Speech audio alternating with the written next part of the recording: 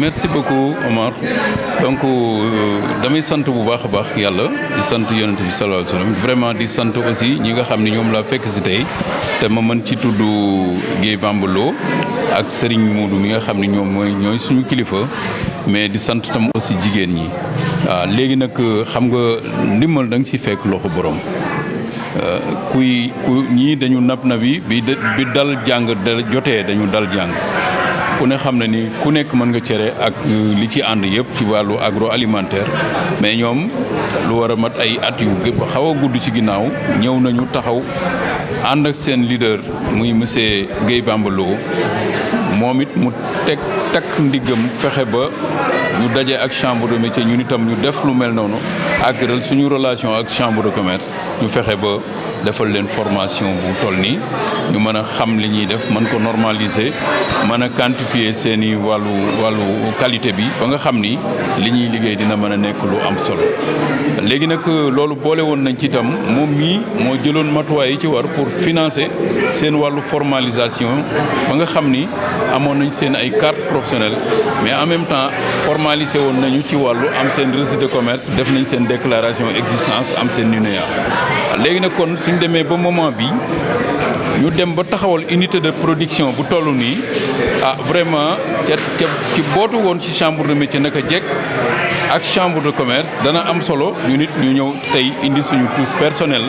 pour wane ni alors lii ñun gis nañ ko mais am na luñ si man yàlla def na am nañu yéene monté ci Sénégal ci région de Thiès ñetti unité de fabrication emballage de biodégradables loolu nag dafay soxal trop ñi nga xam dañuy transformer céréale locale bi ak ñi nga xam dañuy liggéey ci wàllu fruits et légumes comme ñoom unité la bu mel noonu nga xam ni tey équipé nañ ko ci wàllu équipement yu ma fekk équipement yu am solo la yoo xam ni xaw nañu mën wax ni répondre na aux normes parce que kenn peinturul équipement yi dañ leen a jël tool bi noonu la ñu jël utiliser ko te tool bi tool bu baax la léegi kon li ci des mooy comme ñoom dañu war a jënd suba emballage baax na ton bu ñu demee ba egsi fii ñu nit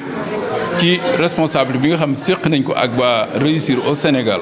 ñu financé ñu ba ñu mën a monter ay chambre froide ci région bi mën a monter aussi ay unité de de fabrication emballage ñu boole leen si jagaleen leen si benn unité boo xam bi fos nañ ko yéene indi implanter leen ko fii en même temps ñu mën a fexe ba former leen ci loolu ba ñu mën koo jëriñoo mais en même temps ñu former waat ci seen biir ñeenti ndaw yoo xam ni ñoom ci loolu la ñuy yëngu ci la ñuy liggéey pour ñu mën ko pérenniser incha allah. boo nañ ci boole équiper seen bureau dinañ si boole équiper seen bureau ak ordinateur ak imprimante laser en même temps dinañ ci boole itam demul leen si benn congélateur boo xam ni dinañ ci mën a garder yenn produits yi nga xam ni day soxla fu sedd wala yu demee noonu dinañ ci boole équipement ak matière première bu leen permettre ñu mën a débuter seen travail ba xam ni loolu buñ ko écoulé mën a continuer liggéey seen liggéey. dinañ si boole aussi itam jàppale leen ci wàllu éducation financière parce que unité bu toll nii buñ ko taxawalee baax na ñëpp di bokk dégg ci nañuy utiliser seen koom-koom ak nuñ certes que am nañu ay dinañu yëngutu ci wàllu xaalis mais nag pour ñu mën a liggéey ci cadre bi nga xam ni dañuy mën a liggéey ak banques yi mën a respecter seen norme ci wàllu finance il faut ñu gunge leen si loolu defal leen formation ci wàllu finance en même temps dinañ leen gën a renforcer seen capacité tam ci nan la ñuy esprit de leadership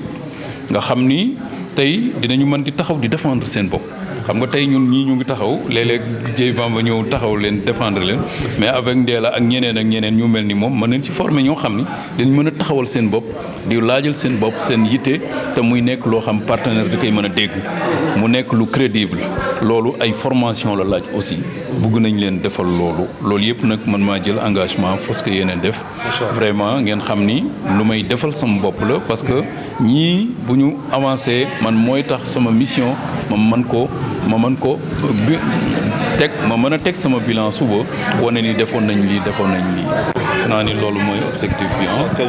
voilà merci beaucoup. Merci Oumar. Nos impressions aujourd'hui, c'est une impression de fierté et surtout on est très rassurés de voir d'autres acteurs très importants, aussi bien au niveau local que national, venir nous appuyer. Je dois remettre un peu le contexte de ce projet et rappeler un peu l'historique qui nous lie avec la Chambre des métiers. Il faut rappeler qu'à l'origine, donc à la formation des femmes, toute la formation a été réalisée avec l'appui de la Chambre des métiers. Donc c'est d'ailleurs dans les locaux, dans le centre d'incubation de la Chambre des métiers, que nous avons eu l'honneur, avec les femmes de cette association, de faire notre formation. Et si ma mémoire est bonne, c'était la première formation qui a été organisée à l'ouverture de ce centre d'incubation. C'est pour dire que c'est un partenariat qui a perduré dans le temps. Ça veut dire que c'est un partenariat solide. Il y a 4 jours, nous avons inauguré ce centre de transformation de céréales locales et en même temps d'incubation. Donc le président Sey, par son leadership et par le fait qu'il habite aussi dans ce quartier, a jugé nécessaire et important que la Chambre des métiers, à la suite de la Chambre des commerces, puisse participer et apporter sa pierre à l'édifice. Qu'est-ce que le président Sey est venu nous annoncer aujourd'hui? Vous savez, aujourd'hui, en matière d'agroalimentaire, les normes sont assez strictes, aussi bien hygiéniques qu'autre chose. Parce que, si vous le voyez bien, tout ce qui est biodégradable, tout ce qui est protection de l'environnement est devenu très présent au niveau de l'agroalimentaire. Donc le président Sey est venu nous dire que pour nous soutenir, il va nous installer une unité de construction d'emballage biodégradable pour nous permettre de se mettre aux normes.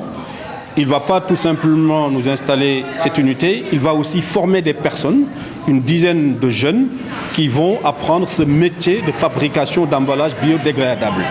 Et en plus de ça, parmi ces 10 personnes-là, il va y avoir 4 jeunes qui auront une formation plus poussée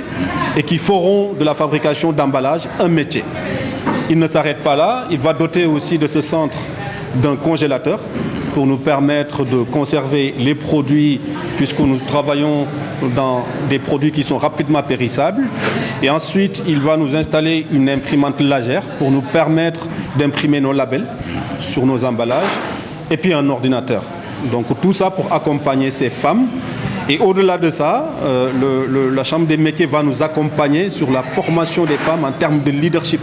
pour qu'elles-mêmes, dans l'avenir, elles puissent présenter et défendre leurs projets devant les partenaires et lever d'autres fonds pour permettre de développer leur activité. Et au-delà de ça aussi, comme il l'a dit, ça ne s'arrête pas là. Il y a d'autres partenariats et d'autres produits qui seront proposés via la Chambre des métiers pour aider cette unité à se développer, à rayonner partout dans ces pays. Donc pour nous, c'est un sentiment de fierté au nom de toute l'association, la Grande Rencontre. Au nom de toutes ces femmes, nous vous disons merci. Merci à la Chambre des métiers pour cet accompagnement et aussi pour cette deuxième phase de notre partenariat qui a débuté déjà depuis des années. Et nous pensons et nous croyons que ça va être un partenariat qui va aller au-delà de notre génération même. Voilà. Effectivement, c'est ce que je lui disais tout à l'heure. Je lui disais, bon, dans ce monde aujourd'hui, si vous voulez faire des partenariats, il faut que vous soyez en phase avec les normes internationales. Aujourd'hui, le Sénégal ne peut pas être un pays isolé du reste. Médina Fall ne peut pas être un local